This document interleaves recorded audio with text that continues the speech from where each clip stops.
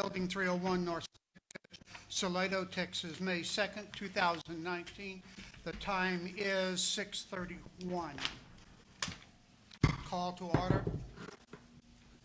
Ms. Kara. Here. Here. Here. Here. May we pray, please? Mayor. Come on up. He has honors tonight. David, how are you? I'm fine, Skip. Thank you for asking. And You're where welcome. have you been? I don't know. Okay. Let us pray. Holy Spirit of wisdom, you refresh us with your life-saving power. You have entrusted us with a share in leadership. Help us to share ideas and plans with one another. Keep us kind and courteous to one another. Give us insight to the work at hand, that we may further your causes and benefit the many people in this village. Help us resist any temptation to dominate, control, or forget the needs of all. And we ask this in the name of the Creator. Amen. Amen. Thank you. Thank you. Thank you. May we stand for the pledge of allegiance. I pledge allegiance to the flag of the United States of America and to the republic for which it stands, one nation, under God, indivisible, with liberty and justice for all. Honor the Texas flag. I pledge allegiance to thee, Texas, one state, under God, one and indivisible.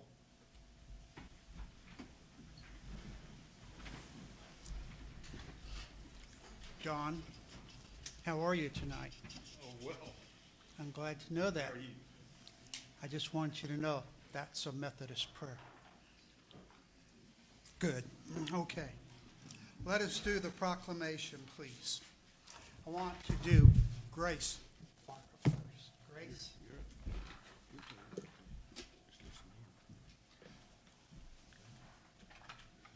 How are you? Good. Please.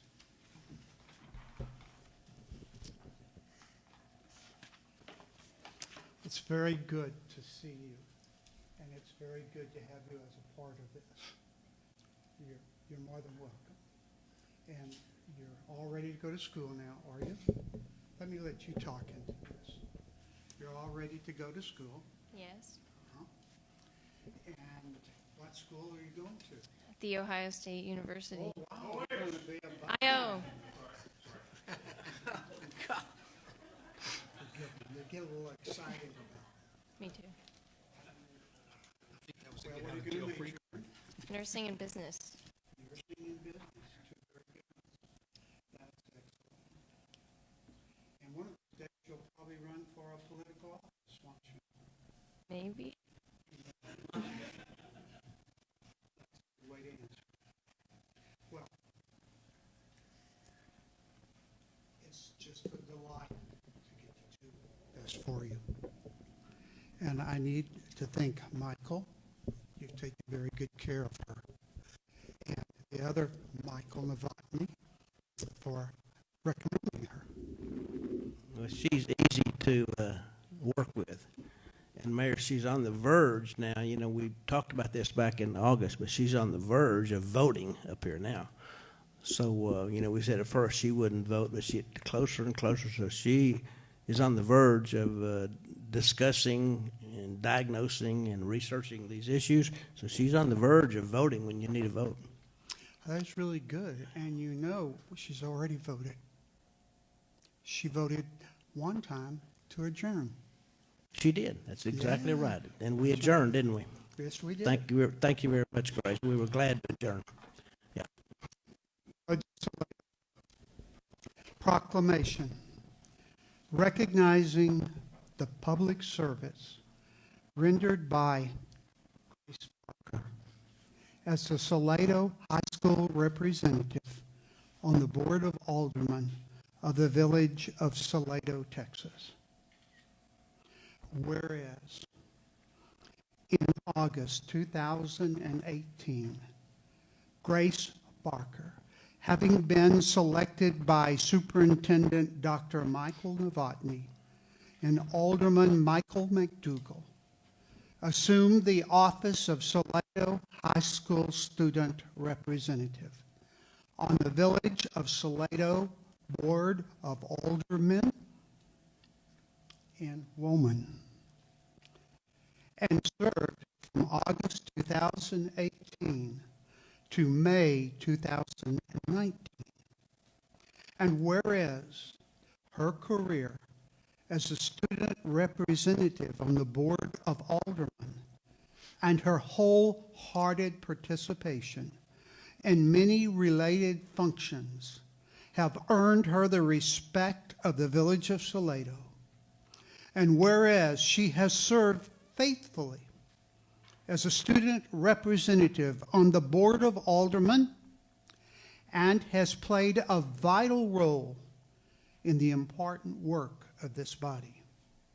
And whereas her year of service has been marked by exemplary dedication to the best interest of the community and her performance of the duties and representatives and responsibilities as student representative on the Board of Aldermen has been characterized by excellent and constructive contributions to municipal government in our village.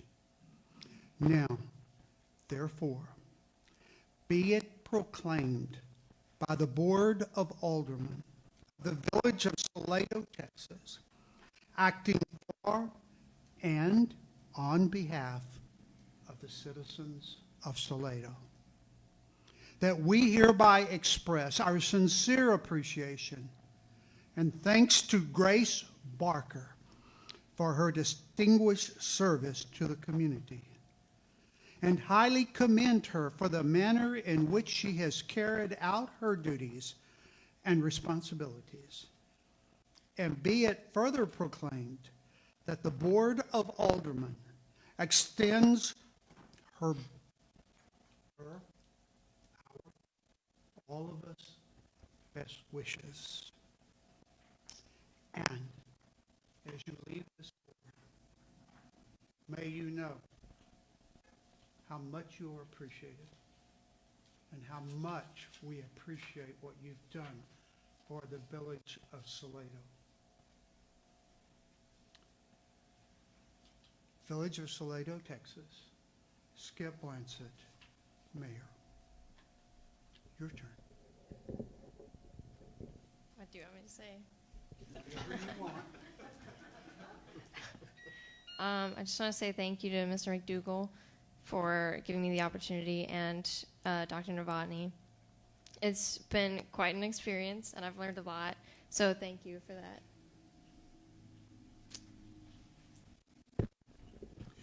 Well, that's absolutely excellent. Is there anyone here that you'd like to recognize? No. Okay.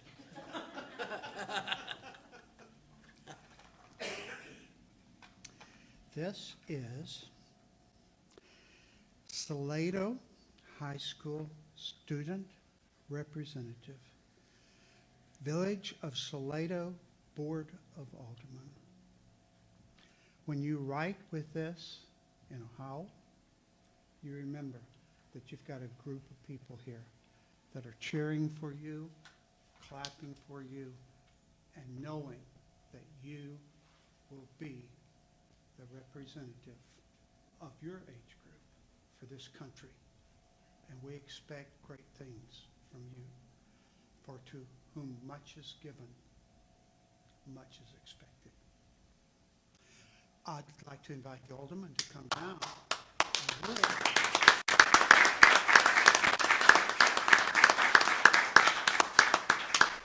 They're going to come down and they are going to stand with you, and we're going to take some pictures.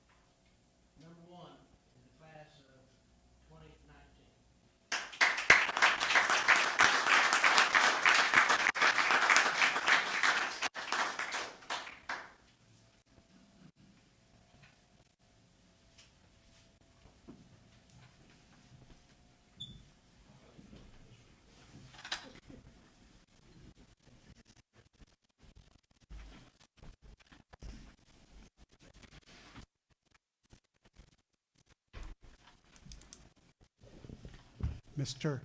Connor Cook. Come on now.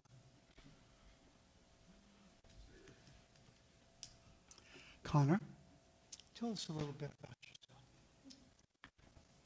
All right. I am also a student at Salado High School. I'm a senior as well. Not near as smart as Grace, but I'm in the strong part of the pack. So, I'm planning on going to A&M. It's Aggies. That's Columbus on the Brazos. And I just got my Eagle Scout, and that is why I am here. Connor, what was your project? If you know where the Salado Sculpture Garden is, it's like beside Berkshire's. I built a prayer labyrinth in the very back of it, so people can go and walk the labyrinth and leave their problems at the middle, and then they can go on with their lives, having been able to have something to symbolize to like leave their problems behind. Connor, whose idea was that? It was actually Miss Susan Terry's Yeah, I idea. thought it was. Yeah. We asked her what we could do to help keep Salado beautiful, and she came up with a wonderful idea to make this happen. Well, I will tell you, you chose the best person for keeping Salado beautiful. She has done marvelous. It's marvelous. You want to, before I do this, do you want to introduce anyone here? Yes, this beautiful lady in front, this is my mom, Kathy Cook, and in the back, that is my father, Carl Cook, and then Miss Susan Terry, the head of Keep Salado Beautiful, when I did my project. And this is my pastor, Dave Moss. You've got a 5-star family. That's good. And a 5-star pastor. That's good. Village of Salado, proclamation. Whereas Connor Cook began as a Tiger Scout and completed Wolf and Bear Scouts in Clarksville, Tennessee, before transferring to Fort Knox, Kentucky, where he completed Weblows, earned the Arrow of Light, and becoming a Boy Scout in Troop 155. And whereas, while at Fort Knox Boy Scout Troop 155, Connor worked his way through Tenderfoot, second and first class, and Star Scout ranks. And during summer camps in Colorado, assisted in multiple service projects, including 4 Eagle Scout projects. And whereas, upon his family's transfer to Fort Hood, Texas, Connor continued to contribute to the community through participation in various local service projects, achieving the rank of Life Scout in Troop 122. And whereas, as a senior scout in Troop 109 in Belton and Troop 155 in Georgetown, Connor mentored junior scouts, assisted in municipal Eagle Scout and community service projects in Salado, Belton, and Georgetown.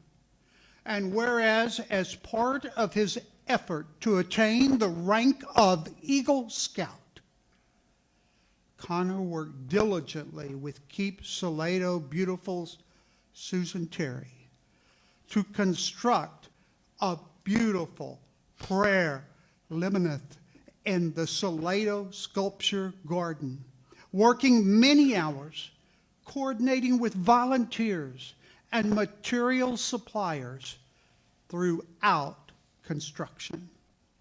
And whereas, through hard work and dedication, Connor has successfully completed the Eagle Scout project by making the vision of Keep Salado Beautiful Prayer Labyrinth become a reality for residents and visitors to enjoy as a place of peace and meditation.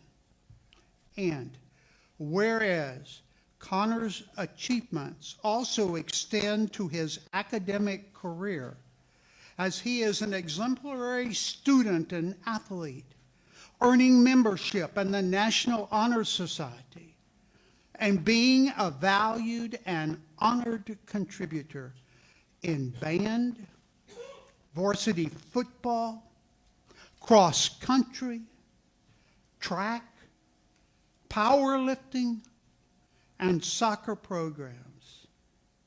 And now, therefore, be it proclaimed that I, Skip Blansett, Mayor of the Village of Salado, on behalf of the Board of Aldermen and the citizens of Salado, do hereby honor, recognize, and express our appreciation to Connor Cook and his family with this proclamation, an official recognition whereof I hereunto set my hand and cause to be affixed the seal of the Village of Salado, Texas, on this, the 2nd day of May, 2019. Connor, I sworn you. How old are you? 18 years old. 18 years old. And for many people, you have done more than most of us have done in a lifetime. Thank you for that.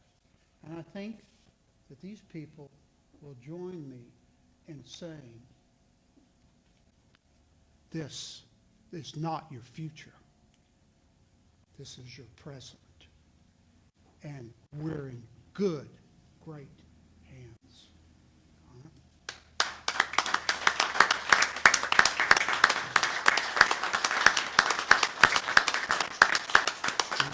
Y'all be patient tonight, because what I would like to do first, I'd like to have a picture of Connor and his family.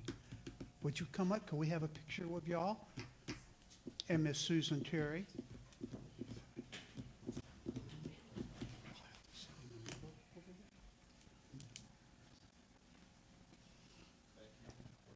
Let's sit in the front this time.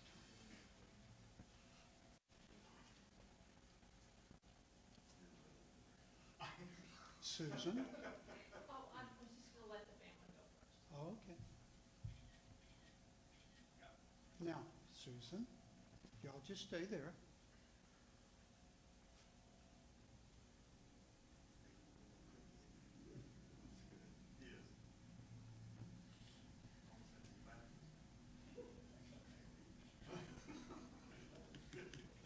Okay, Connor, don't you go anywhere.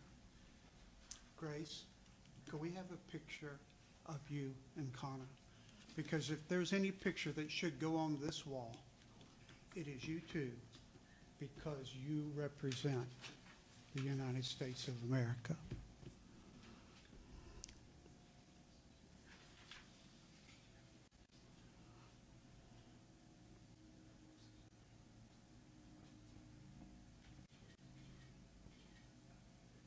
Very good. Now, gentlemen, if you will join me up here. Connor, come back.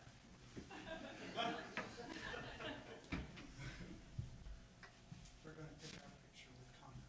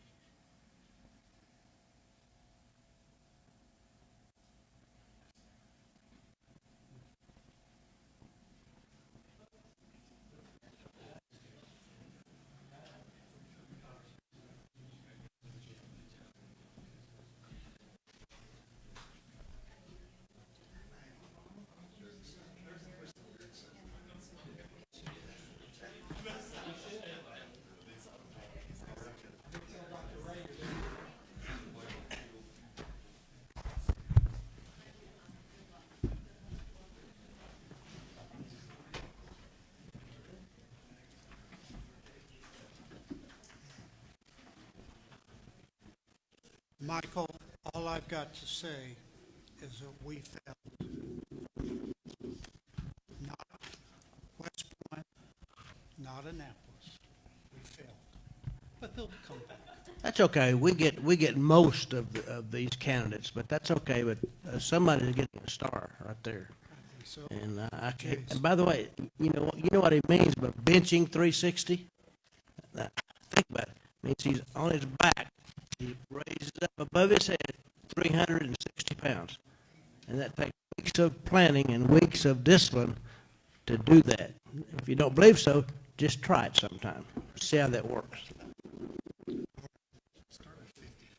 Thank you all for coming and thanks to the parents and all the people who are here on the consent agenda is before us. We do not have any citizens' communications.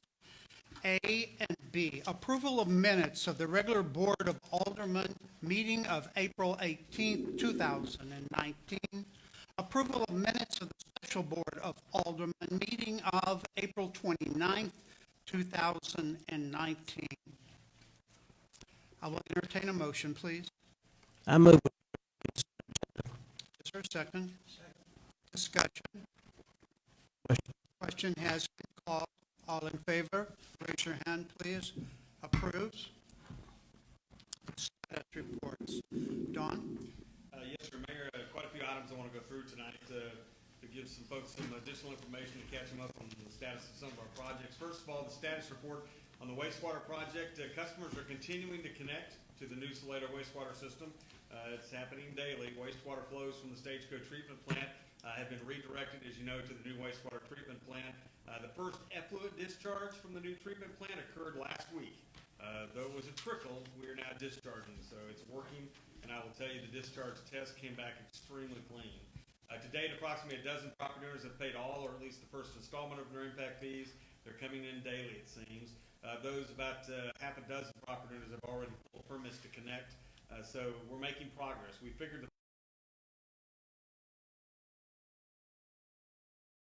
direction. The process of decommissioning the existing Stagecoach wastewater treatment plant is well underway. In fact, I'm pleased to tell you that we are way ahead of schedule. And if everything goes as planned, weather permitting, as I sit and stare at the radar, if everything goes as planned, we could potentially be off that site by the end of next week, which is probably about 2 weeks ahead of schedule, 3 weeks ahead of schedule. We've got 3 of the 6 tanks removed at this stage of the game, and we really haven't had many problems at this stage of the game. Give you a couple of pictures. This is the first discharge, coming through. If you look at that closely, you can see it coming out of the pipe. From that particular channel, as you saw when you were out there doing the site visit, it goes all the way down to basically a rock path that leads to the creek where we're discharging to. To the Stagecoach treatment plant, this is the crane that is in place right now at the Stagecoach.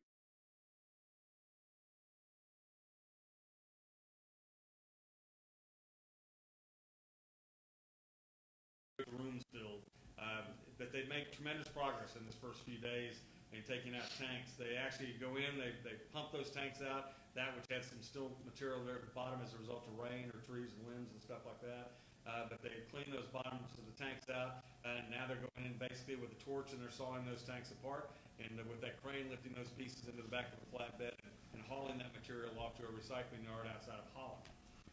Again, looking at one of the tanks taken down. They're coming down real easily at this stage of the game. Status report on the minimum lot size task force. The initial meeting of the task force was held on the 25th, as you know. Jay Rich was elected as our task force chair. 2 members of the committee that you appointed have indicated that they're unable to serve due to prior commitments. So we have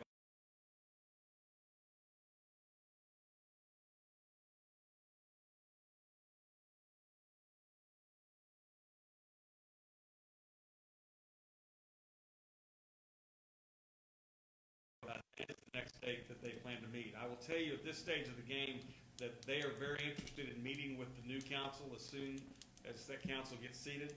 They don't want to wait long because they're interested in finding out what that council feels on the topic itself in the process of developing some direction. So I think you'll be seeing a meeting scheduled not long after the election and not long after the May 14th meeting with the task force to get an idea of where the new council is interested in headed on this issue. Status report on Salado property appraisals. The calls have tapered off from our perspective, but we're still on the streets when you're talking to people. As you know, property reappraisal notices recently were mailed. The notice was reflecting large increases in property values, particularly the land value piece. Bellcat indicates property values were increased simply to bring the values up to fair market value as required by state law. Property owners have until May the 15th. That's why this is on here. They have until May the 15th to file their protest for the proposed property value. They can do that either online or they can do that by going into the Bellcat offices in Belton. But mark that calendar date. May the 15th is the deadline to appeal. After that, you're SOL.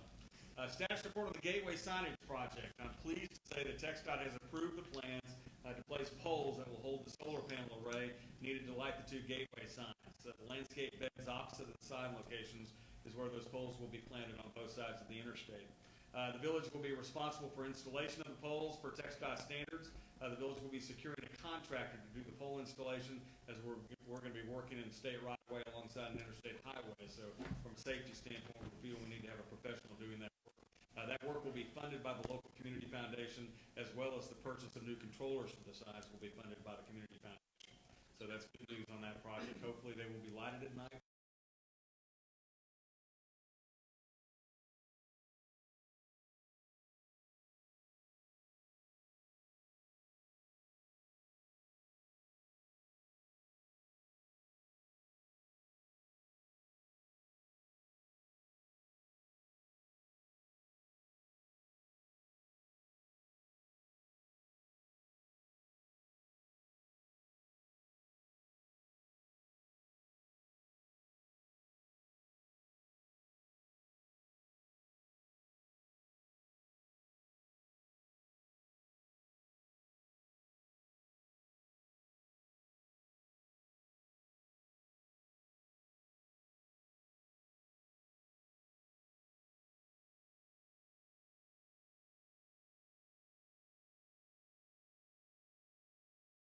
You know, the village has been working with TxDOT for a couple of years now in the design process on a Main Street improvement project. It is kind of the state's way of giving back to the community after what it took away from the community during the interstate construction project. The project cost is about $5.2 million, and they will begin laying barriers, they'll begin staking, and they'll begin putting up the advanced warning signage next week. And then, of course, work will begin in earnest. Construction will actually begin the week of May the 13th. That's the indication. They're going to be starting on the south end of Main Street. Initially, there was discussion about on the north end, but the contractor they've secured is interested in starting on the south end of Main Street, and then they're going to be working northward on Main Street in an X pattern. What does that mean? What that means is they're going to be working on the west side of Main Street, starting in the south end, jump across Main Street to the east side and continue all the way up to Salado Plaza. Then they're going to go back to South End on the east side, work up to Thomas Arnold, and jump over to the west side. So it's kind of an X pattern that gets formed. During the construction process, they're going to leave a lane open. At least one lane of traffic will be open. There will be one short period of time in the 240 work days that they'll be using to build this project. There'll be a short period of time where Main Street will be closed at Rock Creek. There will be a very adequate sign feature around that to keep traffic flowing. Why are they closing it at Rock Creek? They're closing it because they're going to be replacing that old culvert, that box culvert system that's sitting over Rock Creek right there, and they'll basically knock that out in about a day and a half, and then they're going to come in and put in a prefab bridge culvert system that will replace that old system, one that's compliant, one that they feel more comfortable with from a stability standpoint. They're concerned about the integrity of that work. The replacement work on that piece is going to be a 7-day-a-week project, and they've got 40 days in their contract to complete that portion of the work. There's an incentive piece in that contract that gives the contractor money if they get out of there early, as far as that 40-day window. So I think you can count on that getting out early unless there's some type of major issue that jumps up and bites them. The work project scope should take about 240 days, and that's work days to complete, which means the project should be finished by the summer of 2020 if everything goes as planned. But that's what we talked about yesterday. We had a good turnout for the public meeting for the open house, and we'll probably look at doing those on a quarterly basis during the project so everybody knows, so it's not a one-time communication shot. We're also going to be putting up some information on our website that we can communicate with people and update on a regular basis like we did with the wastewater project. But I think you can look for community meetings about once a quarter. Staff itself will be meeting weekly with the contractors to stay in the loop and how to work through the issue. One of the things to keep in mind is that they're going to be working Monday through Friday. They start at 7 o'clock in the morning typically, and they'll work to the afternoon. They'll try to clean their side up, and they're just going to move their construction barriers and all that stuff as they work their way down, down the street, down Main Street. So they're not going to bury your entire area. They're trying to minimize the impact. They're also going to be trying to do some point work with various property owners to let them know when they're at driveways what type of obstructions they can expect. Their goal is to try to keep those driveways open as much as possible and to minimize the impact as much as possible. They're promising to button up during the weekend so it doesn't interfere with our weekend traffic as we go. They understand the unique issues of Salado with bikes, with pedestrians, with golf carts, in addition to standard vehicles. And so their crews are aware of that, and they're going to do what they can from a safety standpoint to build basically barriers and issues in place to help provide safety. They will also be working very closely with the community as far as special events go. They're aware of Stroll. They're aware of those type of events coming up, History Days, those type of things they will be working through, and they have consultants on with the Texas Transportation Institute out of Texas A&M University, which if you've never worked with them, they're very good. They're actually the guys that came in on the backside of the interstate project. But they will basically be working with them to help mitigate any issues that may relate to those festivals, just to make sure the work does not have an adverse impact or too much of an adverse impact on any festivals and on any business activity in the community. So it's a $5.2 million project. We are not paying a dime of this project. This is all basically state money and money that's been funneled through CAMPO that'll be funding this project. The 220 days, which actually are summer 2020, 240 work days. It's going to get done a little bit quicker than they were thinking in the beginning. The project itself involves drainage. It involves installation of sidewalks on both sides. It also involves decorative lighting. So I think, and they've got some parking improvements. You're going to see some different parking configurations in town. There's going to be some back-end parking. There'll be some angled head-end parking. There'll be some parallel parking depending on where you are in the project scope. So that's the lowdown on the Main Street Improvement Project, but it's real. It's fixing to happen, and it's not going to be pretty. I'm not going to sugarcoat anything. It'll be a little rough. There's no question about that. But when it's all done, I think you're going to be very, very pleased with the product, and I think it'll be a great community investment. Status report on water conditions. Just to give you an update as the heavy rains moved in this afternoon, and we're expecting more rain between now and Sunday. Sunday actually looks to be a pretty sunny day, but until then it'll be cloudy and off and on showers and thunder showers. These rains move in, the spring showers start to move in at a time where our local lakes are full. The conservation pools are full. Both Lake Belton, both Stillhouse and Belton are at 100% capacity right now. Our Edwards monitor well levels in the Salado area are up, which is a good sign as we head into a summer, hopefully not as bad of a summer as last summer from a heat and drought standpoint. Year to date, above average rainfall is being recorded, and we're just now heading into the rainy season. The average annual precipitation for the area is about 37 inches, just in case you were wondering. The big stream we had in the last couple of weeks was just last week, where we had 4.5 inches of rain, which triggered widespread localized flooding. To talk a little bit about that, and I've got some photos I want to show you, we had about a 4-foot rise in the Salado Creek in 3 hours as a result of that rainfall. The Salado Creek crested at 7.97 feet with a discharge flow of almost 6,000 CFS, and that occurred about 7:50 on the night of April the 24th. As I mentioned, it caused significant localized flooding in the area. No major flooding, but again, significant localized flooding. This is the Salado Creek looking downstream from the bridge. This is from Pace Park. You can see those are the traffic bollards that run along Pace Park Road. It spilled up into that roadway. And this, of course, is the one-lane bridge. And you can see that the creek was rather angry that night from that look. We had localized flooding in the neighborhood. Chisholm Trail, we haven't seen water like this on Chisholm Trail in a while. And this is over by Stagecoach Circle where we had almost 3 to 4 inches of water in some areas crossing the roadway at that area. And a lot of that water is coming from what we call the Stagecoach Circle drainage channel. And, there's a lot of hype on social media that quite frankly is not true about what's going on over there in this particular neighborhood as far as the flooding situation goes.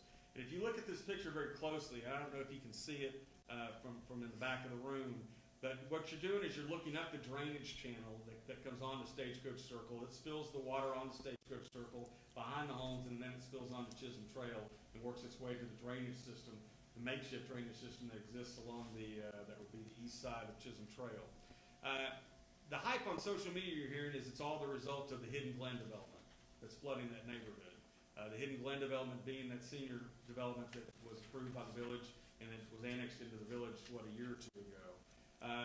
And there's a large detention structure that was required to be built as part of that development. And I think if you look at this picture very closely, to the left of the picture, if you look very closely, and I'll have a closer shot of that in a minute, is the outlet, the outfall channel that comes out of that drainage structure that exists for the Hidden Glen area. If you look to the right of that picture, towards the homes area itself, that is the creek that comes underneath Interstate 35 that's carrying a lot of the water that was generated either before the project, interstate project was done, but also additional flows post-interstate project. This is at the peak, and you can see the drainage structure out of Hidden Glen was flowing at about a quarter, 25 to 30% of its capacity coming out of that. The bulk of that water is coming out of the interstate drainage channel that's going into that particular neighborhood.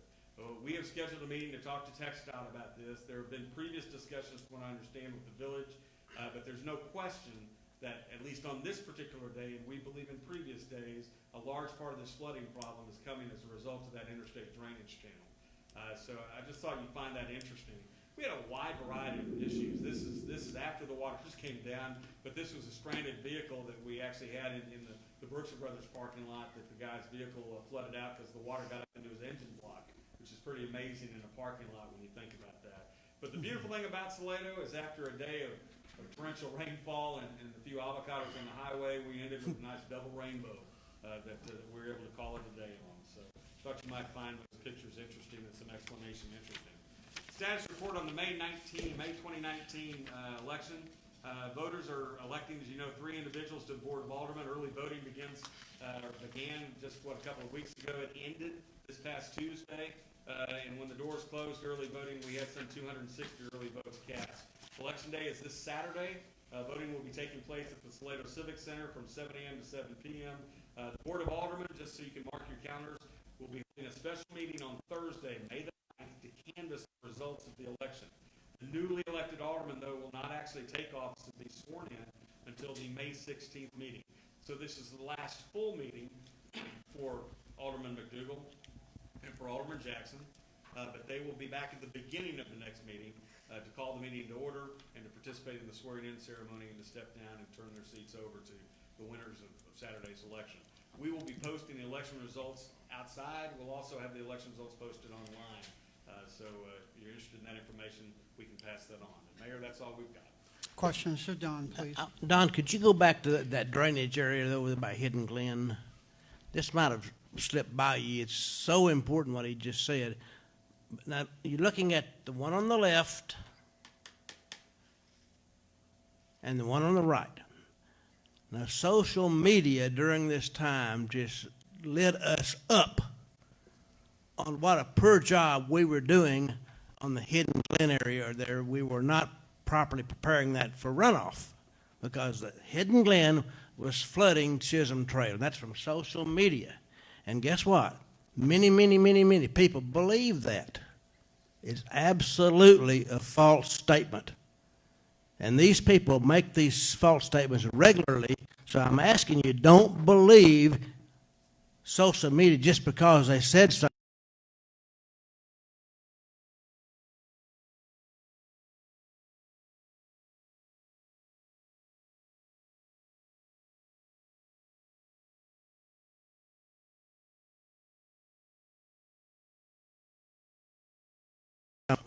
There's a channel that runs from the west side underneath the interstate. It's gathered increased flows. It pre-existed, but it's gathered increased flows as a result of the interstate project. And TxDOT's aware of the issue, and like I said, we'll be meeting with them on that.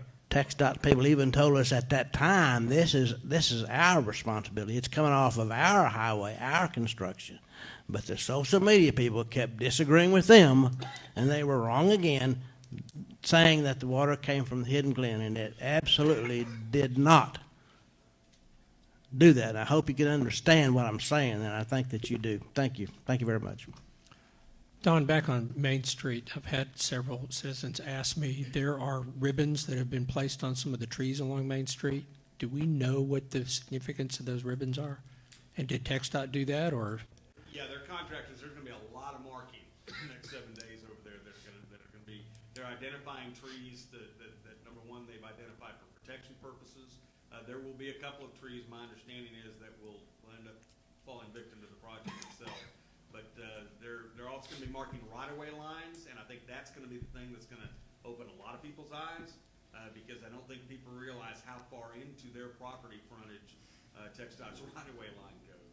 Example being over here at the pizza place, the right-of-way line literally almost goes straight to their porch, which means all of their parking is in the state right-of-way right now. And I will tell you this, from years of dealing with TxDOT,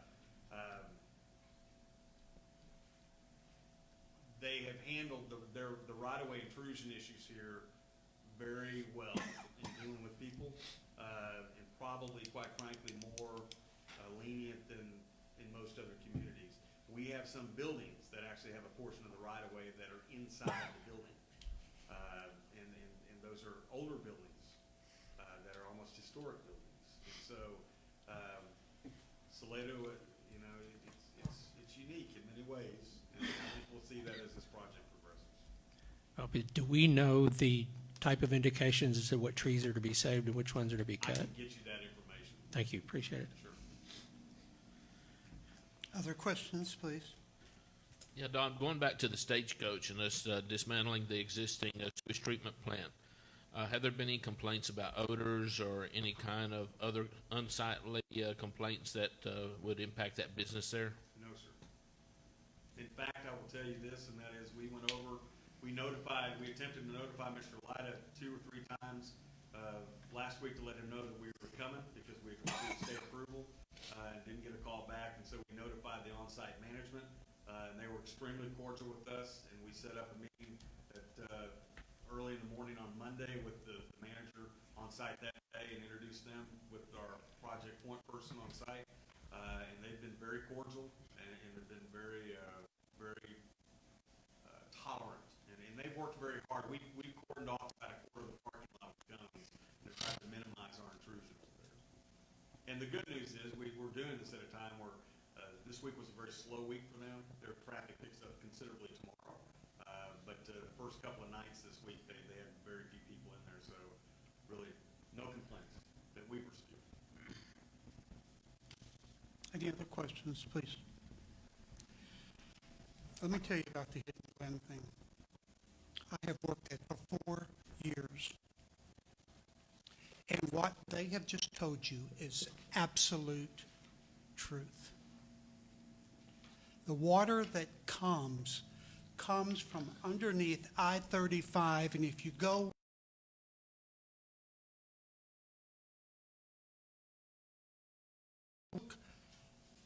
west at that vacant land, that land flows at an angle like this. You'll look and see for yourself.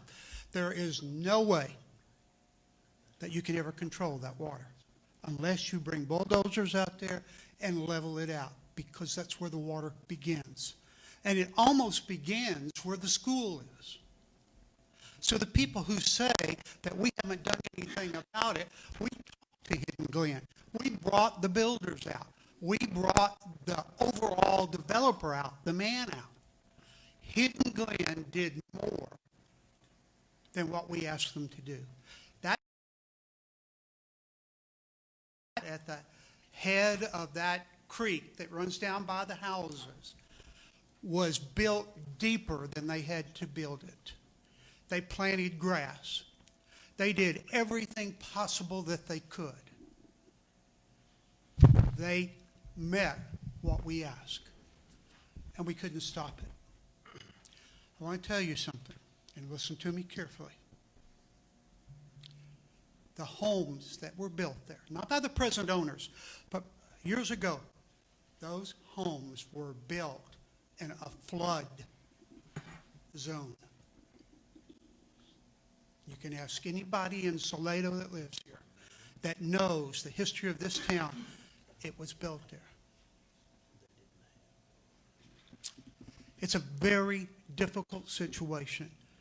I talked to TxDOT until I'm green in the face.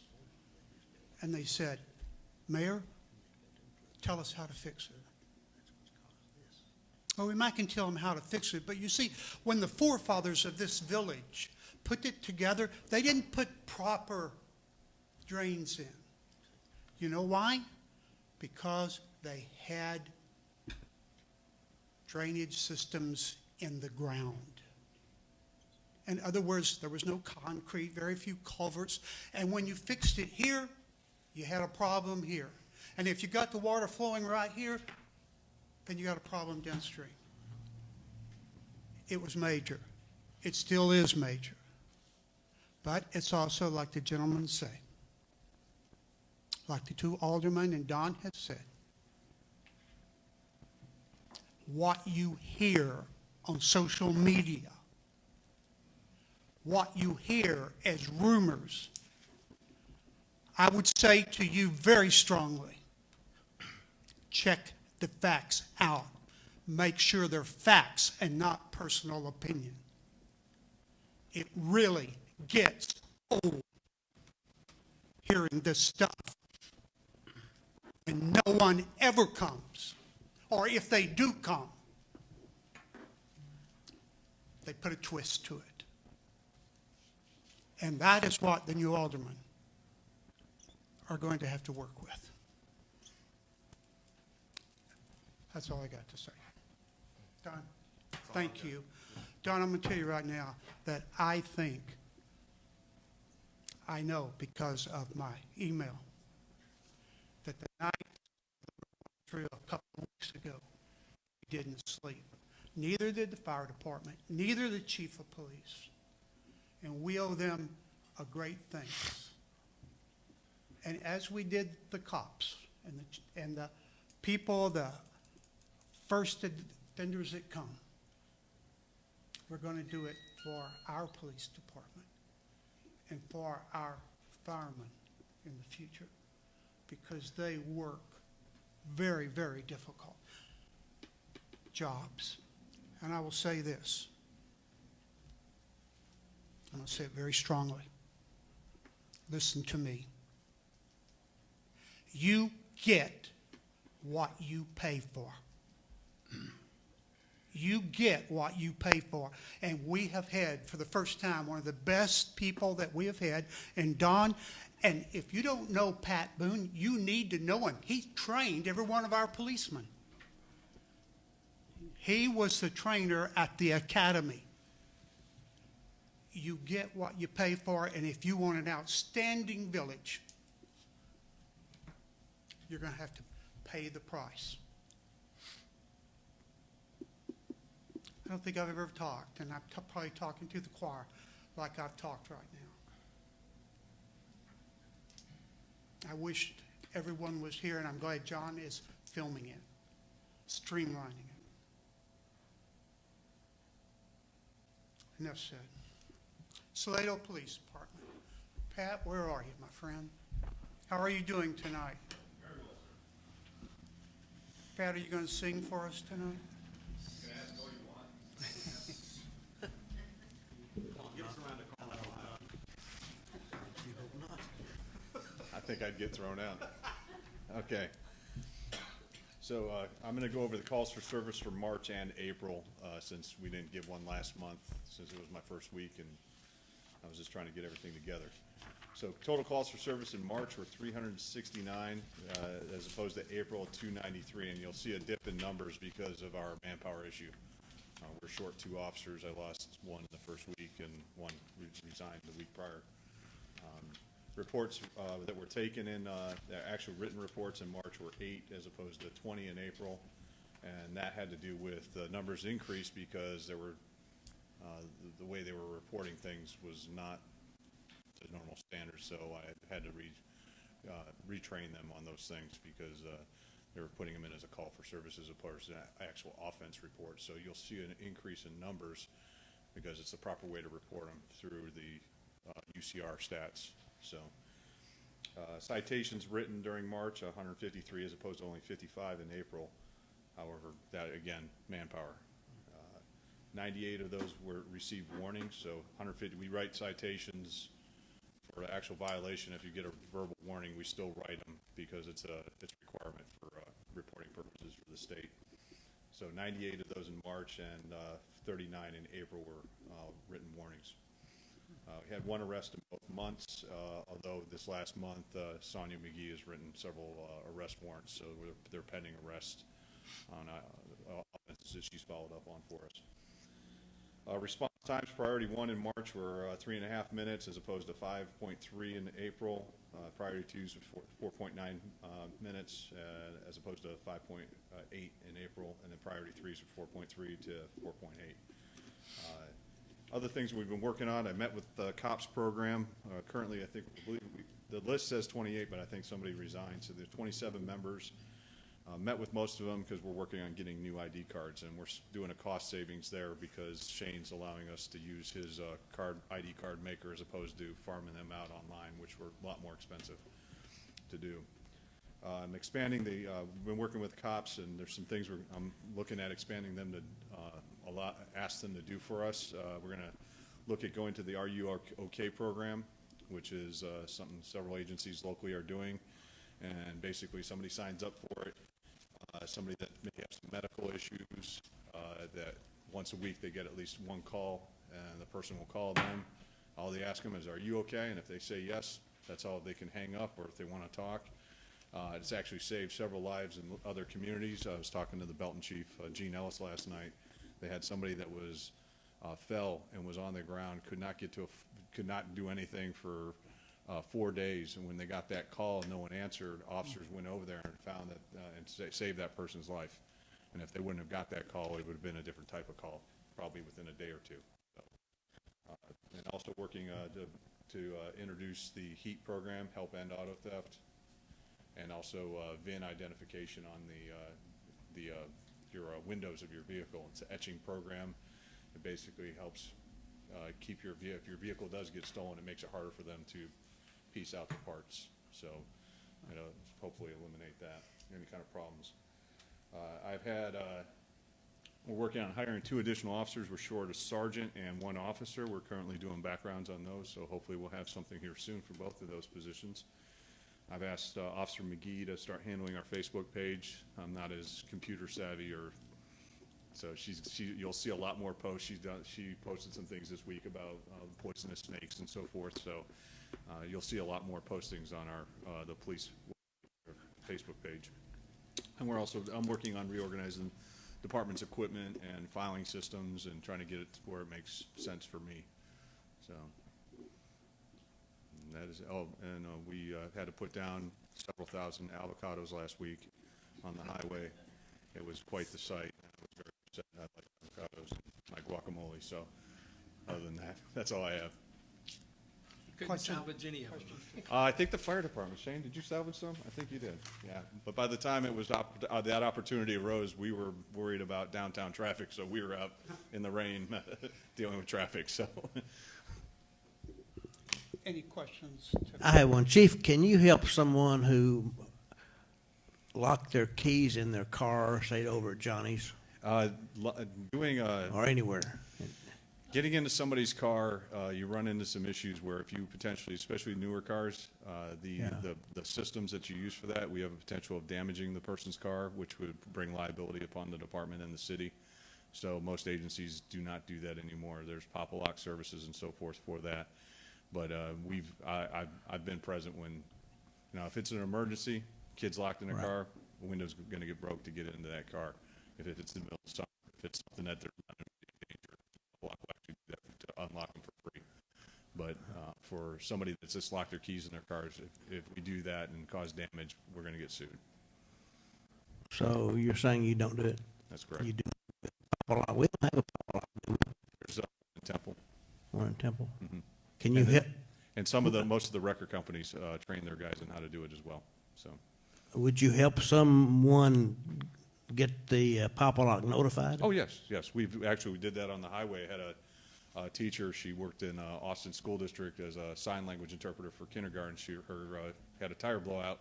She jumped out of her car to check it, and she locked her keys in her car. She was out there barefooted, and one of the teachers from the high school was driving by and saw her, didn't know her, stopped down. Yeah, I'm a teacher too. We helped. I went out there with her, got her out of the rain, and waited for record service to show up. The record service was able to get in her car, and got her. Yeah, teachers are bad about that, aren't they? No, sir. No, the Teachers teachers are- don't do anything wrong. That's according to my wife. They sure do. They do at baseball games. That's why I asked. I just wondered, but I knew that people in Salado even did that on occasion, Right. unplanned. But I just wondered what kind of coverage they might have if they should do that. So most insurance companies will help them out with getting it back into the vehicle, but there's just too many electronics in most vehicles. Putting us in the gym in the window like the days of old. Yeah. You give me some 70s cars, no problem. I can get into them, but the newer ones is very dangerous. It damage a lot of equipment. Questions for Pat, please? Pat, I just want to ask you one question. Yes, sir. Through fresh eyes, we don't get a chance to ask this very often or hear the remarks. But from fresh eyes, from the time that you've been here, what do you think about Salado and the safety of Salado? Oh, the people of Salado are wonderful. I'm used to, working in Killeen and retiring from Killeen. It's a different mindset towards their law enforcement here. Everyone seems friendly. Safety-wise, again, a smaller community. You don't have the problems you have in bigger cities. So I see it as a very safe community. I think everyone looks out for each other. It seems like everyone knows their neighbors and wants to know their neighbors, so that helps with the community as well. Thank you.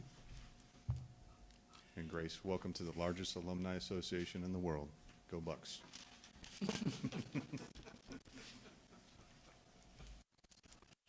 Well, Pat, I didn't see that on his resume. I didn't either. I overlooked it.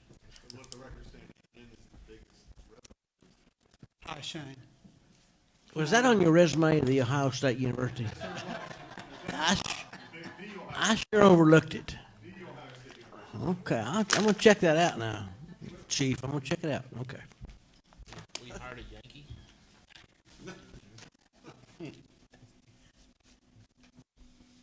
Mayor, Alderman, have my report for the month of April.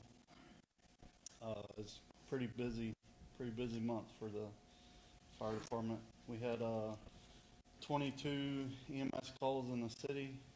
We had 22 EMS calls in the county. We had 4 fire-related calls in the city. We had 8 fire-related calls in the county. We had 12 motor vehicle accidents in the city. And we had 9 motor vehicle accidents in the county. And that is a report for the month of Questions to Shane, please? Shane, how many avocados did not make it? We estimate there's about 100,000 on that trailer. Wow. So they most all of them went to. Wow. Yeah. And those that did. They're gone now. Yeah, they're gone now. Shane, I want you to know that all your actions and all the volunteers' actions are not, they don't go unnoticed, but they are appreciated. And I had one gentleman say that we have the best volunteer fire department in the entire state of Texas, and I truly believe that.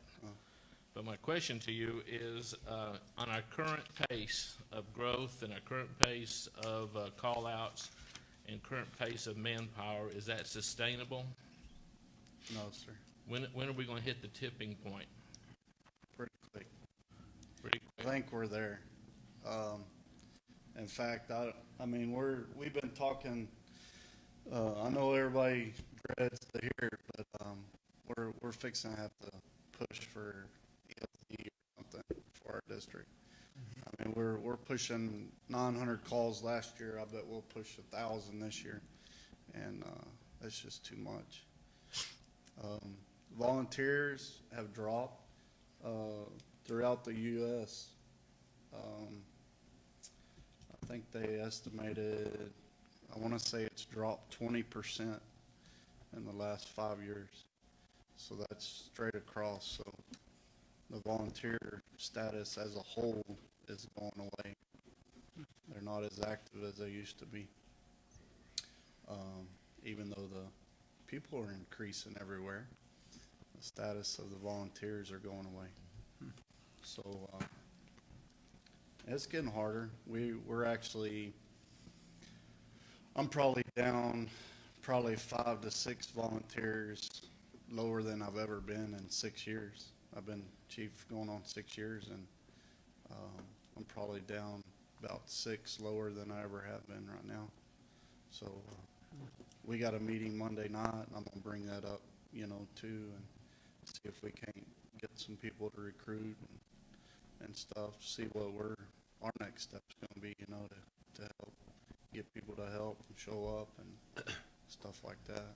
Shane, we've been talking, Alderman Coggin and I have been talking about this issue, and we're going to place on the next meeting agenda, on the workshop piece, the idea of an ESD, to talk about it. I think it's going to take a community education effort, but I will tell you, the community should not fear an ESD. An ESD is a very affordable way to fund fire protection, and as well as EMS protection. Yeah, both. Yeah. Don't explain that, please. ESD, talk about that. It's a separate taxing district. It's an emergency services taxing district that has, quite frankly, a very low tax cap that's placed on it. But it's intended to basically, it creates a district. The district has a board of directors. The board of directors chooses to contract with either a volunteer fire department, an EMS company, something along those lines. It's a tremendous tool to fund manpower as well as equipment. Manpower is probably the biggest thing you get out of it, because you actually, it doesn't mean you don't still use volunteers, Right. but it means you supplement with paid force, and it keeps it alive. And it is, the tax implications are very minimal when you think about it, and it doesn't just encompass the village of Salado boundaries, it encompasses the boundaries of the fire department itself. It's the next step. It's amazing we've gotten as far as we've gotten, and I think as Mike pointed out, we truly do have probably one of the best damn volunteer fire departments in this state. But it can only last so long before it needs help. And it's not needing help because of anything other than the fact that it's worn out. It's stretched. It's no longer a 2-call-a-week department. It just keeps increasing. These guys all have jobs. That's what people don't understand. This guy right here standing at the podium builds subdivisions. He's a site guy. And he could spend all of his time on the back of that tractor and probably not have enough time to get done when he needs to get done. And he has the ability and has the opportunity and has the commitment and the desire to shut that tractor off and jump in his pickup truck and go sometimes on 4, 5, 6, 8 accidents a day to help people out. So Don, are the firemen paid by the calls, number of calls they respond to, and No, they they're turn paid. that in? Right now, they're not paid. I know that, but how would ESD do it? You hire firefighters. Yeah. You actually pay their staff. It's a staff. You'll staff a fire station with a minimal staffing of paid firefighters. You'll pay a fire chief potentially. It's a paid. It's the first step towards a full-blown paid fire department, which this village as a city can't afford, but as a taxing district, their taxing district is far greater than our boundaries, and from that standpoint, they have more opportunity to draw from. And I don't think people should fear it, because there are some pretty significant limitations on how much they can tax to fund that department. So that's what Williamson County is. Williamson County is ESD, and that's how Gerald's, they started out with 1 paid guy, and now they're up to 4 paid guys that man their station 24/7. So, that's the advantage. They still do have the volunteers. They have to. You can't run a department with that many guys, but it does give you the advantage of having a full paid department. And also the ISO ratings will go down a point or so with the paid department also. As we're maxed out where we're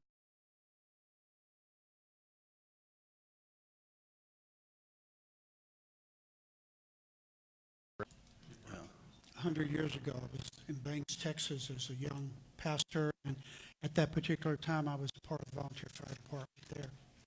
And they did have a central paid, but every volunteer, every call they had, the volunteer got something for it.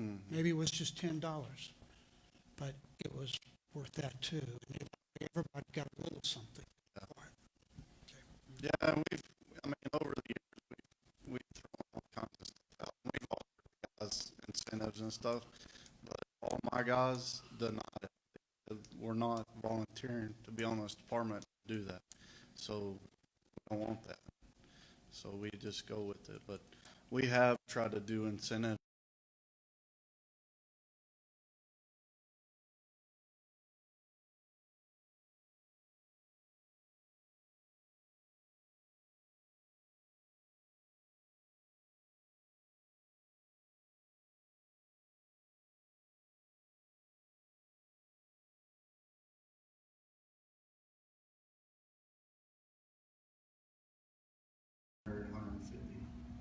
Weather kind of shot a lot of it away, but it was kind of the last minute deal, and it wasn't all planned out, so it was kind of just a thrown together open house.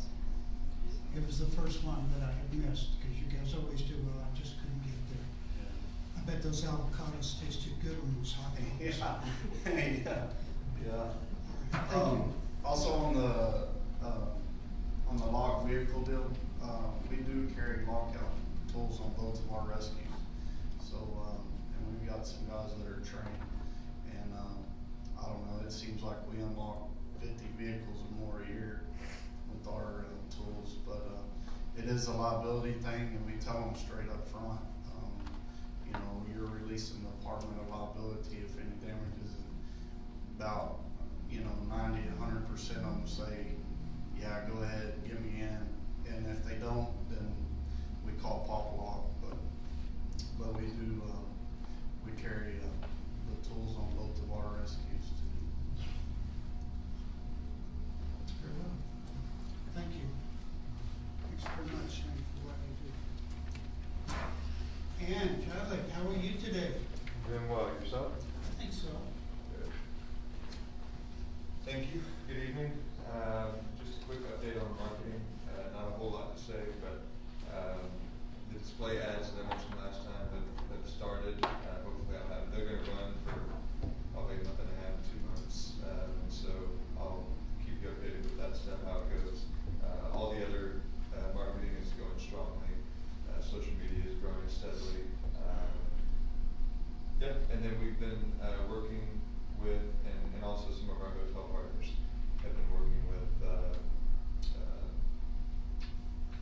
I guess, influencers of sorts, travel writers and social media personalities, if you want to call them that, to help promote the village in a variety of different avenues. And we're starting to see some publications from that and more attention from that. So it's not just buying ads, but it's also building those relationships with the writers and all of that.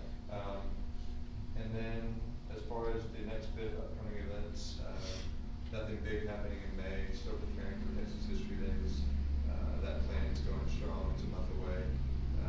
Just helping them out as needed. We got some ads running for that, and also for stuff going on at their building during the summer. So trying to help them out too. They've got a couple days festivals throughout the year, so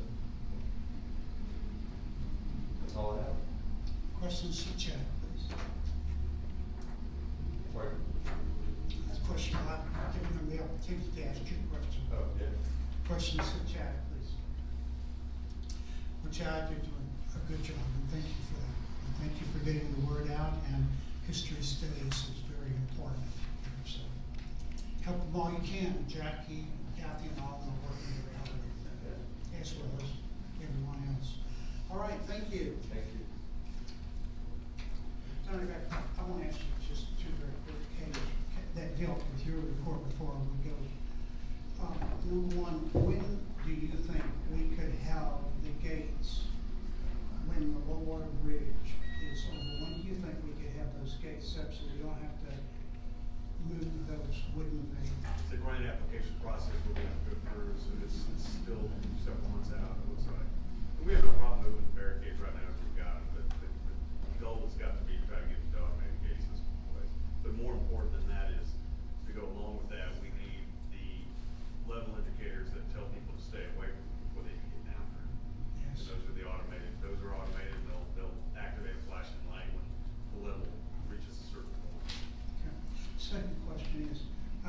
is that between Salado Plaza and Holiday Inn Express, that there is some drilling underneath I-35. What is that? That's the Wimberley Water Supply Corporation. They're boring the interstate to put I believe, an 8-inch water line underneath the highway as part of their expansion process. So it has nothing to do with a sewer plant or water treatment plant? It is not a wastewater line. It is a water supply corporation project. All right, thank you. Supply the school, the new school. All right, we're going to go down to the business of, I know I've taken a lot of time tonight, but those are great reports. Ordinance, consider approval of an ordinance of the Village of Salado, Texas, denying the proposed change in rates of Encore Electric Delivery Company LLC, finding and determining that the meeting at which this ordinance has passed is open to public as requested by law and declaring an effective date of the ordinance. I know we have a guest speaker here, so Mayor, I've been in this business 21 years, and I've never had a power company come to me and tell me to adopt an ordinance denying their rate filing. That's exactly what you're dealing with, and I've asked Carl Green to come explain the magic. I'll do my part. All right. We ready to go? This is Carl Green with Encore. Thanks so much. Mayor, Aldermen, village staff, as Don said, I'm Carl Green. I'm your local representative for Encore Electric Delivery.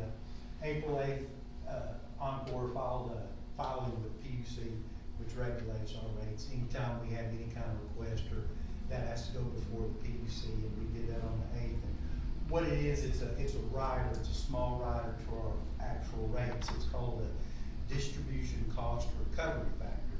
Bottom line is infrastructure we invested in 18, we're trying to recover that. And that's just part of the rate structure.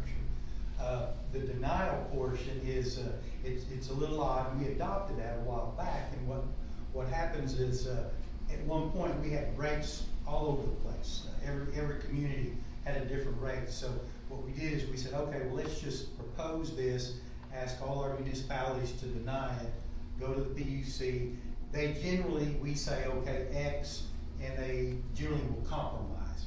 Whatever their decision is, we go with. So knowing that ahead of time, we just ask everyone to deny it, take it to the PUC, let them make the decision, and it's final and done and over with. Everybody has the same rate structure. There's not a alternate structure for different cities and municipalities, villages, and so forth. That, in a nutshell, is what it is. What also the impact, 1,300 kilowatt hours is kind of an average, about 68 cents a month for a customer. That we, you folks know too, that we're in the deregulated market now. Encore doesn't actually bill a customer. There are reps, TXU Energy, Reliant, so forth, and most time it's just a straight pass-through. We increase a little bit or whatever the decision is, it goes to the reps, and then they pass it on to us as buyers of electricity. But that's pretty much, in a nutshell, just a small rider. We have to go before the PUC, any kind of rate structure filing and so forth. But I've kind of gone over most of the highlights. It'll go in effect September 1st, 60 days from the filing. That's kind of where we're way in advance. Whatever decision is made, so that will go to the PUC. They'll talk to it with Encore and compromise or whatever their decision is, and we'll come out with that decision. The amount was about $838 million as far as investment last year, just kind of our distribution system, the lines, most of it go through the city and provide electricity. That's what Encore is. We're just a delivery company. We don't buy, sell, generate. We just get it from point A to point B and so forth. But with that, I'll leave it at that. And any questions or at this point? Questions, please? Yes. Questions? The question I would ask is this, and that is the application of that recovery factor. Is it done system-wide, or is it done in certain areas? No, system-wide. Okay. System-wide. It's our footprint. So it's much different than the gas companies that do certain areas. Exactly. At one point, as it, we had that same structure, and that was kind of, just to make it simpler, and I think more cost effective also too. And we have one rate for every, well, residential and non-residential, and that's, but it's the same rate for our whole footprint. Yes, sir. Mm-hmm. Any other questions, please? Yes. And I do appreciate your time very much. Thank you. Any questions to Don concerning this? All right, Don, explain this what we heard. What you heard was, Your bill will go up about 68 cents a month if this is approved. through a procedure that could best be described as a hook and ladder. It's an interesting process, but they're basically trying to set the stage for a negotiation to get to the level where they want to be. The question that gets begged is, if you know where you want to be going in, why don't you just propose where you're going to be going in, as opposed to what you're doing? But they've found that that's their strategic approach that has been successful. So it is what it is. So what happens if we approve the request versus deny the request? Because I don't know, if he's coming and asking us to deny it, I don't know if it's reverse psychology or what, but there's got to be a hook in there somewhere. It's a hook and ladder, like I said. I think that they would run into a hiccup at PUC if they start having the select cities. The goal is to get a unified denial across the plate, so PUC can sit down and talk to them. I think that the concern would be is if you start approving it.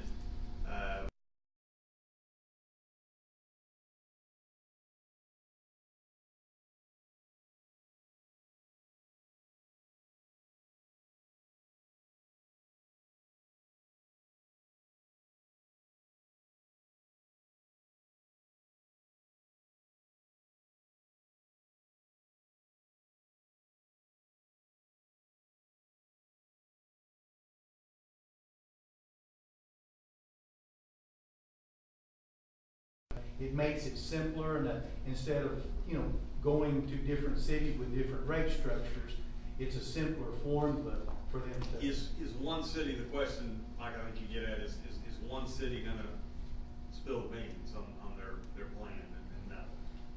I think if they had 10 or 15 or 20 or 30 that jumped in the mix, then that would probably send a flag to PUC that maybe we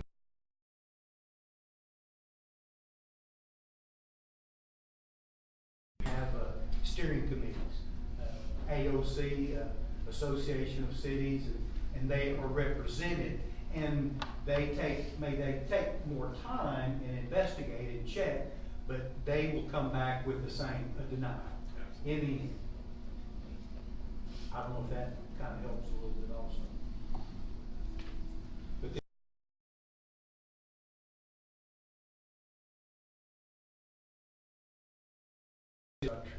So you mentioned that, as the way it's presented now, that the average bill will go up 68 cents per month.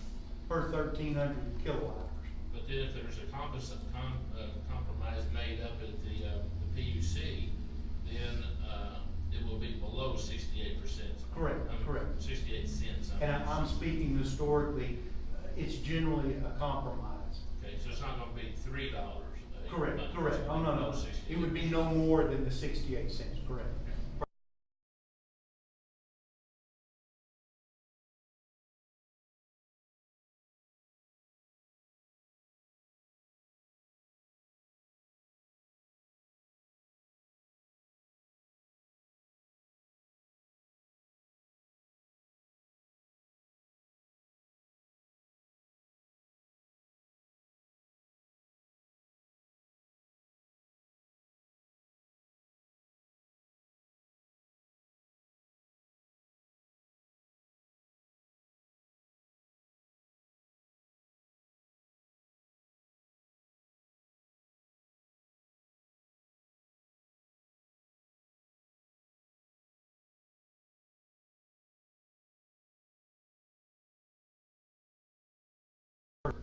in this situation, it's a system-wide distribution, which is probably a more fair approach towards dealing with that. Any other questions, please? I'll entertain a motion, please, before we can discuss it. Your Honor, I move that, as presented before us today, that we draft an ordinance instructing our city staff to draft an ordinance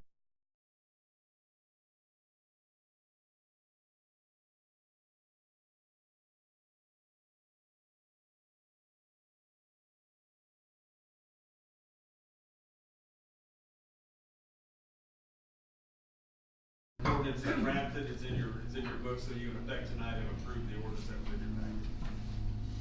Don, since we have Encore here, some of our lights in our neighborhoods are a part of Encore, and they come and fix them and put new light bulbs in them, and we pay them for that.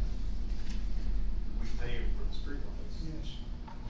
the electric bill. I want to thank you for that, and whoever does that, just come a little bit faster, because these streets get dark quick here. So thank you very much for that. If that ever becomes an issue, we can certainly address it. Thank you. and don't take it personal, we're going solar out there on our wayfinding lights. Solar is huge. It's, we can't keep up with the demand, actually. I'm sorry to make the district comments, but it's, where we had maybe a couple employees 2 years ago, we probably have 30. And it's just, we can't keep up with it. It's a good thing. Yes, sir. All right, we're going into discussion and possible actions. There are 4 things before us. Let us begin with number A, discuss and consider possible action regarding the proposed purchase and installation of an air conditioning system for the Salado Police Department building. Don? Yes, sir. She's dead, and we've had her on hospice care for the last couple of years. But it is finally collapsed, and temperatures are rising over there, and it's not because of attitude. So we have identified the need to replace the air conditioning system, and as a result, we have before you tonight a proposal to do so. We think it's a very fair proposal to put in a unit for $4,500, and staff's recommendation is approval. So Questions to Don, please? I just want to know if I can get the same rate if I replace mine. Pretty good price. It's a good price.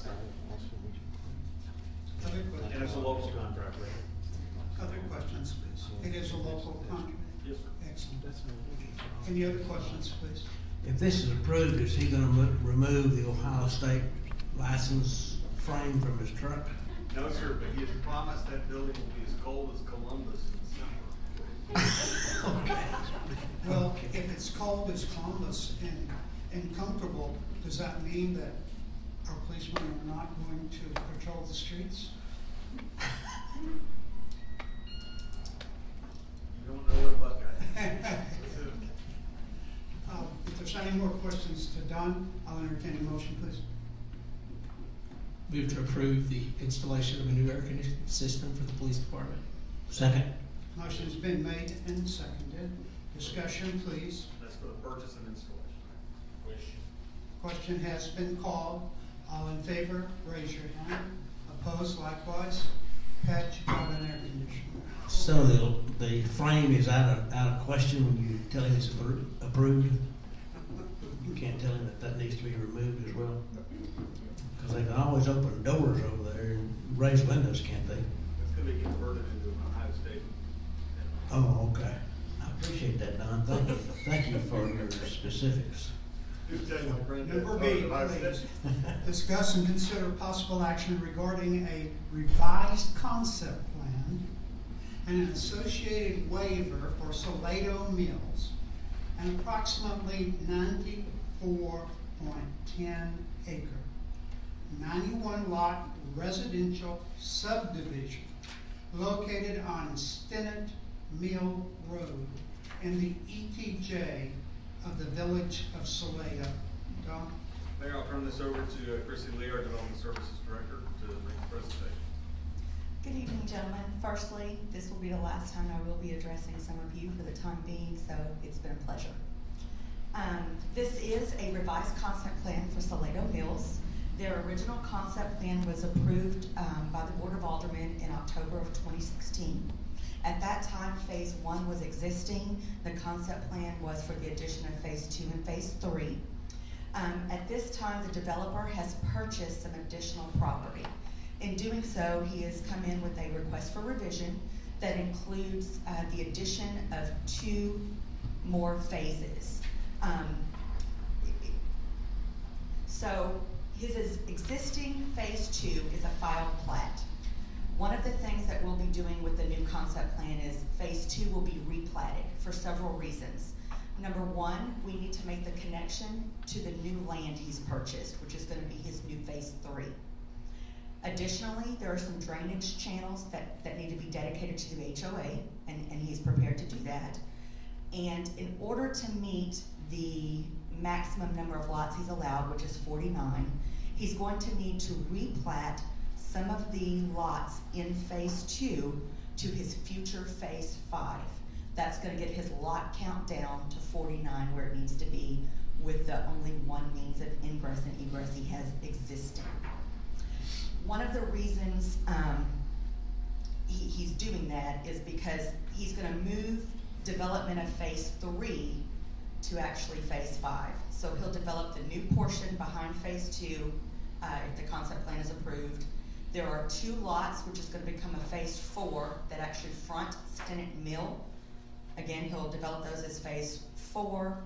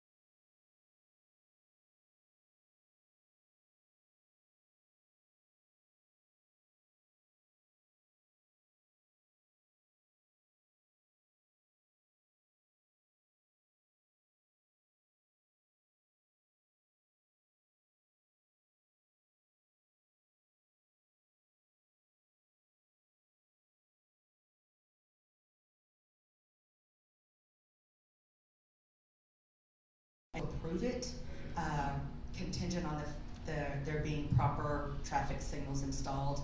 These are Bell County roads, and Bell County will be handling that installation and making sure that those proper stopping devices are installed. And I'd be more than happy to answer any questions. I know it's kind of a lot, and it's kind of moving some pieces around, but so what we are doing is we are adding 2 phases, we're renumbering the development of those phases, and we're asking for a waiver. And the applicant's engineer is present tonight, too, if you have questions.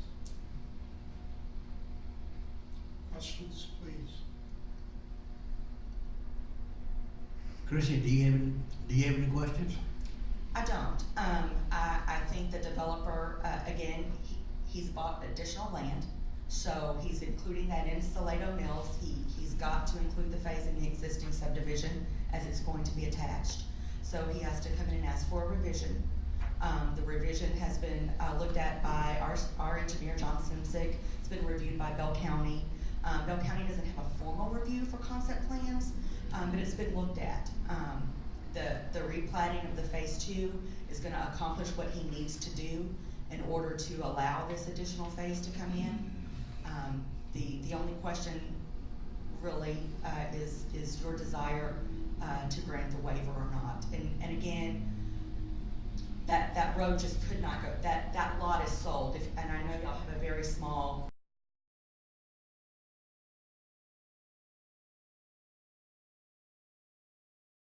second page of the concept plan, right there where it turns, that lot is sold, so that street cannot go through that lot. It's had to be pushed over. In the planning and zoning commission's recommendation was? 4-1 for approval. The one vote that was in for denial of that request, did they have a reasoning or anything on that? They did not. They did not state why they were denying it, and I can't actually tell you if that denial was just a full-on denial in general or more denial for the waiver. Okay. Any other questions, please? Don, did you say that the developer and the owner of that? No, I said the developer's engineer. The owner is out of the country right now. He is in a military division, and so he is not here, but Monty Clark is here if you have any technical questions in regards to the plan. Monty, would you like to say anything, please?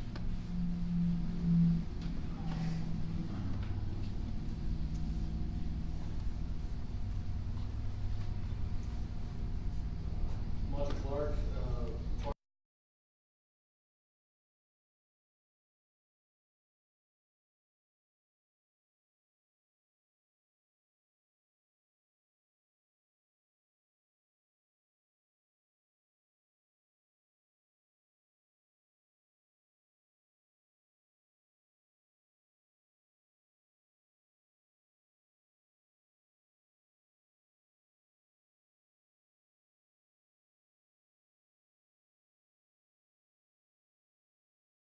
the riverfront or the Salado Creek front properties go very quickly, and within the development adjacent to this existing subdivision, there's quite a few riverfront lots, and there's a large demand, and so the developer came forward to us and said, what do we need to do to make this happen?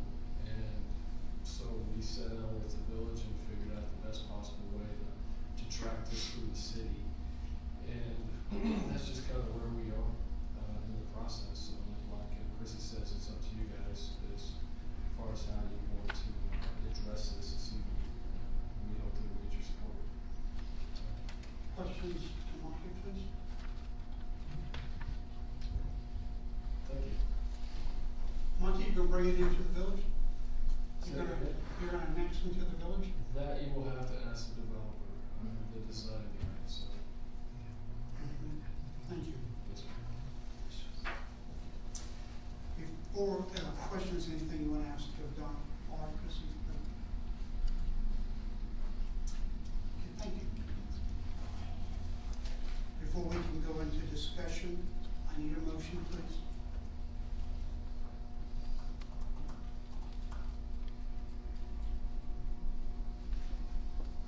Second call for a motion, please. I move we approve this administrative recommendation. Is there a second? Second. Motion's been made and seconded. Discussion now, please.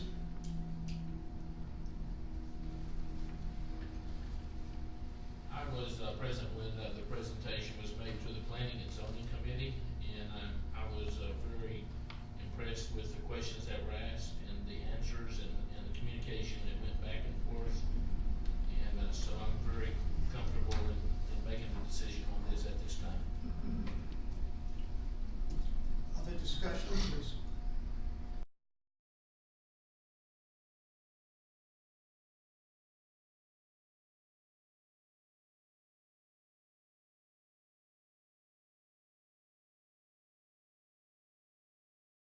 Opposed, likewise.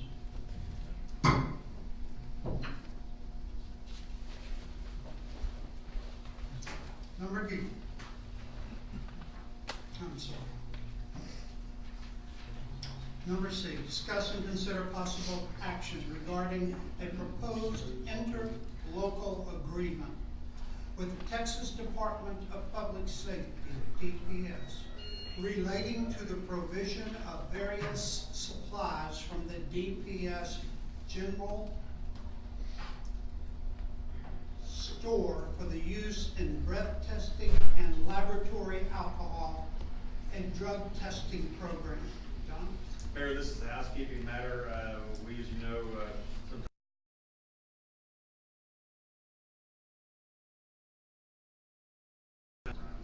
and you need special kits to do that with.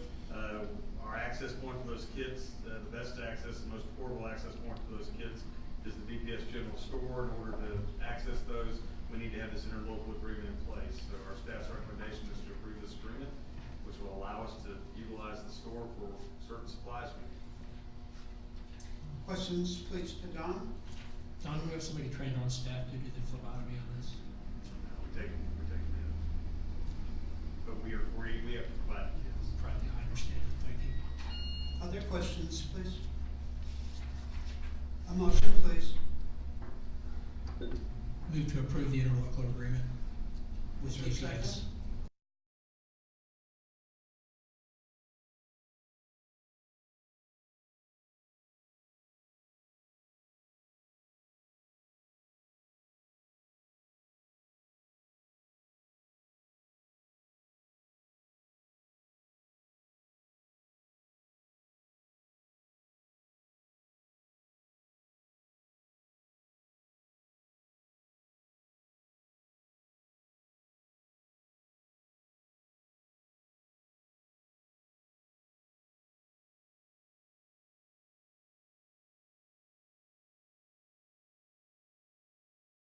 So notified us that they were unavailable and that they weren't going to be able to participate. Bill Doss and Ken Ray are the two individuals who indicated they're not able to move forward because of prior commitments. So the question is this, and that is, first question you have is, do you want to replace the positions or go with 5 that exist right now? And then if you want to expand and replace those positions, then you decide.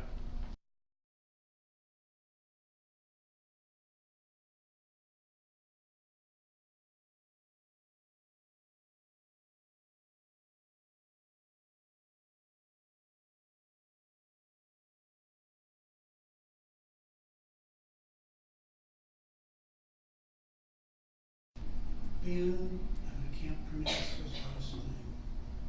I just can't. I mean, it's not, I just can't He's pronounce a it. member of COPS, right? Yes, he is a member of COPS. If he wants to do that, then we would need to find another person to make that seven. Yeah, you don't want to appoint just one. You need an odd number, 5 or 7, because they're going to be taking a vote unless they want to agree to do something by consensus. But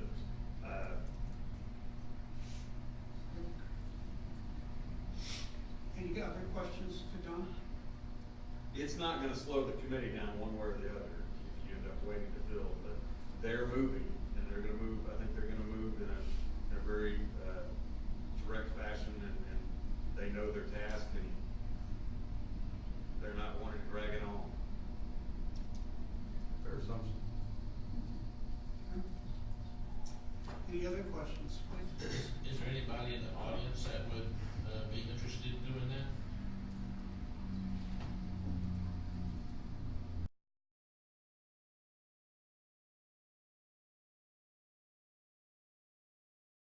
How can we twist your arm to do that?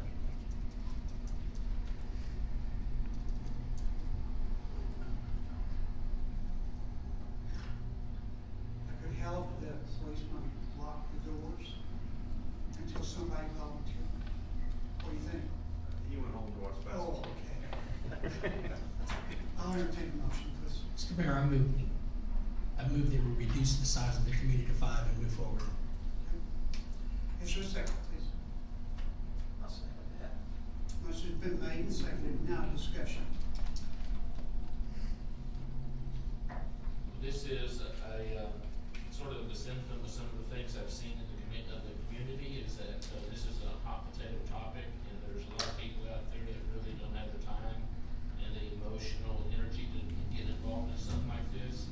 And I just really appreciate everybody that's already on it, because this is going to be something that's going to be kicking around for a long time.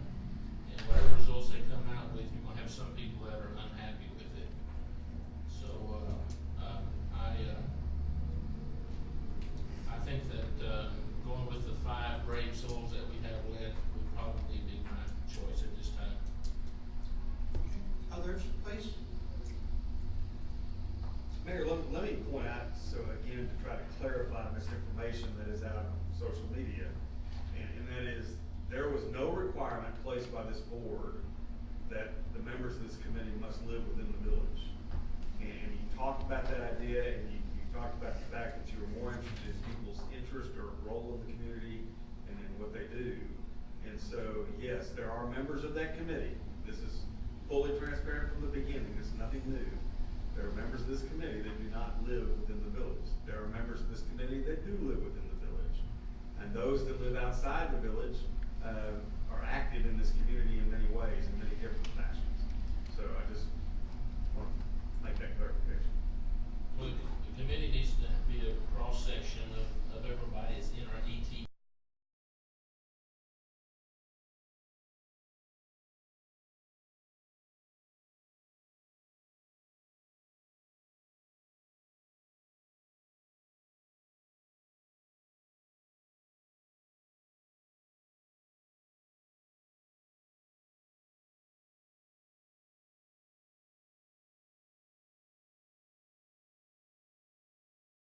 Their hands on this. You're going to have the P&Z members who'll be looking at this, and then ultimately Board of Aldermen. Comments? They're just an advisory committee. Yes. But I think the good thing about it being advisory is made up of our family, not our family, but of our citizens. And they will have a voice. Okay, do I have to call for the question? Question. Question has been called. All in favor, raise your hand. Opposed, likewise. Done. Passed.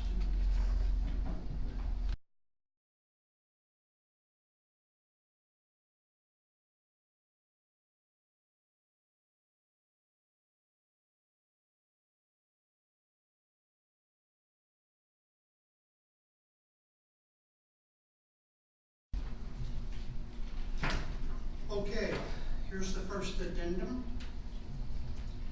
Discussion and possible action. E, discuss and consider possible action regarding the contract amendment number 9 with McLean Construction relating to upsizing the wastewater collection line near the intersection of Thomas Arnold Road and West Village Road. Don? Mayor, the line we're specifically addressing tonight is that line that basically goes to Johnny's, and it's at the intersection of West Village and Thomas Arnold.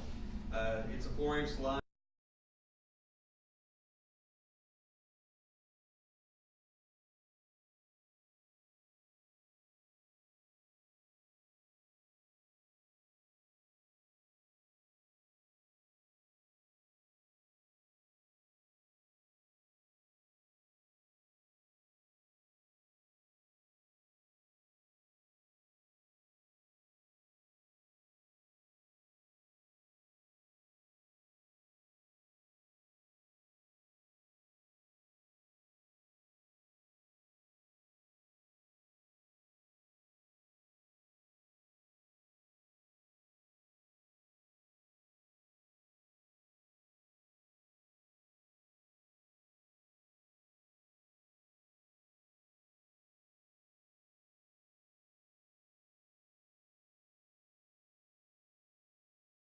Yeah, we consulted with McLean and the engineer, and the feeling is that ought to be more than adequate. We've also visited with folks at Johnny's, and they feel that's adequate too.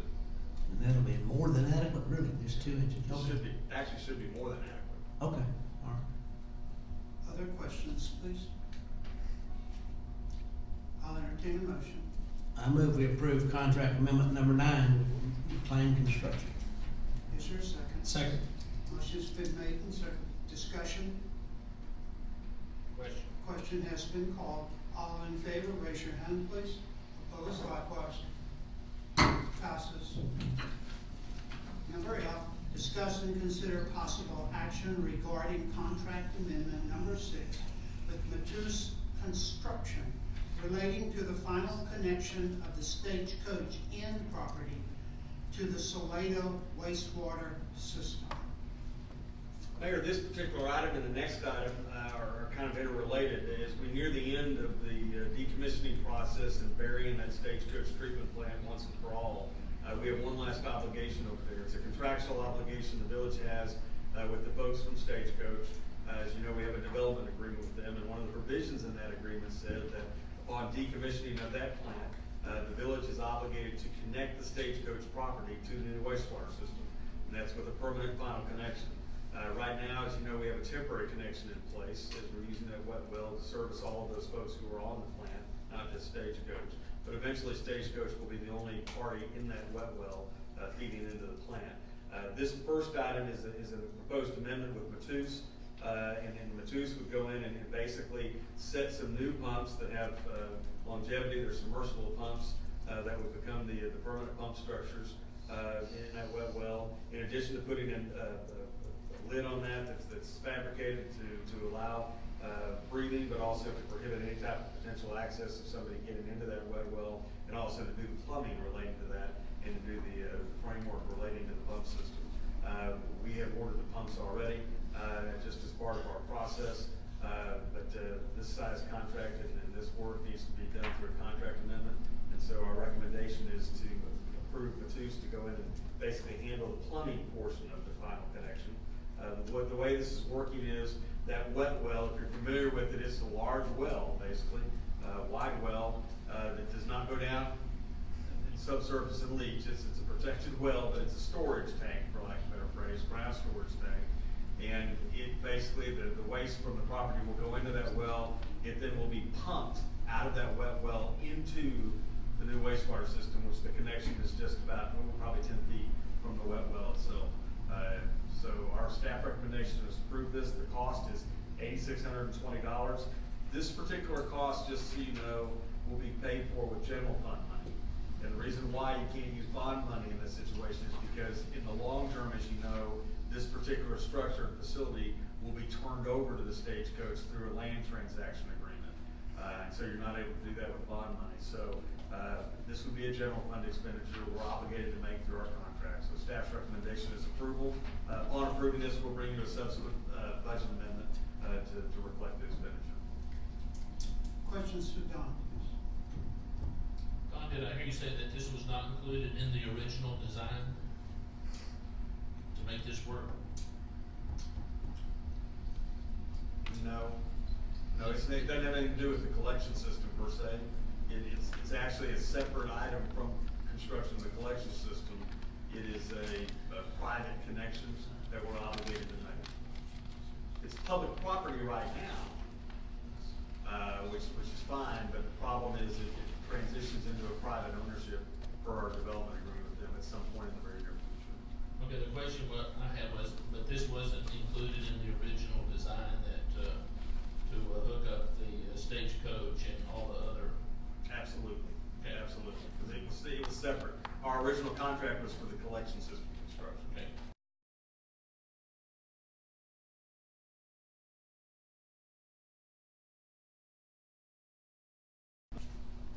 I'll entertain a motion, please. I move we approve contract amendment number 6 with Matus Construction. Is there a second? Second. Discussion. Question has been called. All in favor, raise your hand, please. Opposed, likewise. Passes. Number C, discuss and consider possible action authorizing the village administrator to contract with AC Electrical Services LLC for the installation of temporary and permanent power facilities needed for the final connection of the Stagecoach Inn property to the Salado wastewater system. Don? Yes, sir. This is part 2 of the equation of the final connection. Part 1 was the plumbing piece, which will be handled by Matus. Part 2 is the electrical piece. And you say, well, what's the reason for the electrical? You have a couple of pumps that will sit in the bottom of that will need to be running 24/7 and pumping waste that Stagecoach puts into that wet well into the system. There also is a need for a backup generator, TCEQ required to be in place for this type of arrangement. And so this includes the cost of the backup generator. In fact, a large percentage of this cost is the backup generator. not a huge backup generator, but it's a generator that's basically connecting to three-phase power. So we've contacted AC Electrical Services, which has been basically our electrical contractor for the treatment plant, and we've asked them to come in and look at doing this work, and we feel we're very comfortable with the pricing we've gotten on this. But we had them come in at the time we started the decommissioning process to temporarily relocate power off that old existing plant so we can get it out of the way. So we've done that, and we recommend rolling that cost into this contract total, so we're only writing one check. So that said, the cost for the power upgrade, the installation of backup power, the installation of a new meter loop for three-phase at that location, there'll be some switch pumps, those type of things that they'll put in, or pumps for the switches, or switches for the pumps, excuse me. That total package is $23,159, and then the work that was done to do the temporary relocate was $2,500. So we're seeking authorization to spend $25,659 with AC Electrical Services LLC to complete the final connection power in. And that's from general money or bond money? This would be general fund money too. For the same reason as the previous? Absolutely. Same reason? Yeah. So Don, It would be a different ball game. It could potentially be a different ball game if that was to be retained by the village, you know, and basically left as public property, or even the wet well would be that. But I will tell you this, I would recommend against that from the village getting into the business of managing, monitoring, and maintaining a private connection. That's their issue once we get off this property, and there are lots of issues with wet well management that they'll be responsible for as far as monitoring levels, SCADA systems, those type of things. so they will, once the property is turned over, this becomes their responsibility to maintain it and operate it and keep it in working Absolutely. condition. My public end is about 10 feet from their wet well, and that's the cleanup that they tapped into. Other questions, please? I'll entertain a motion, please.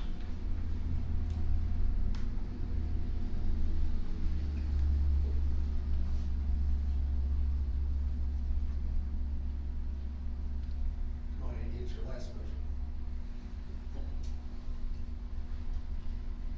I'll entertain a motion, please. I move we authorize Don to contract with AC Electrical Services for the installation of temporary and permanent power facilities needed for that connection. Second. Motion's been made and seconded. Discussion, please. Question. Question has been called. All in favor, raise your hand. Opposed, likewise. Now then, this is Don, this right here that, got 27 copies of this. Sir? The BOA agenda item form, that's what we're going to be doing.